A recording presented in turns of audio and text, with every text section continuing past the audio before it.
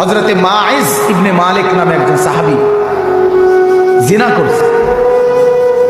আল্লাহ নবীর কাছে এসে বলছি, ইয়া রাসূলুল্লাহ কাদ জানাইতু, আমি জিনা করে ফেলেছি। আল্লাহ নবী ফালতাফাতা, অন্যদিকে চেহারা ফিরাই দিয়েছেন।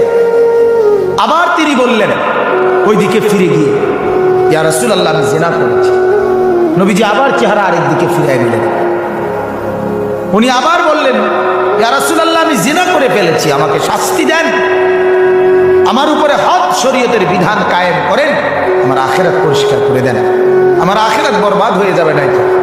আমি এখন ফয়সালা বিচার মানতে রাজি, আমার রায় এখন করে দেন। আল্লাহ নবী সাল্লাল্লাহু আলাইহি সাল্লাম তিনবারের পরে সাহাবীদেরকে বললেন, খোঁজ নাও সত্যি কিনা। খোঁজ নিয়ে দেখছে সত্যি ঘটনা। আল্লাহ নবী সাল্লাল্লাহু আলাইহি সাল্লাম বলছেন, গর্ত খনন করো। গর্ত খনন করছে।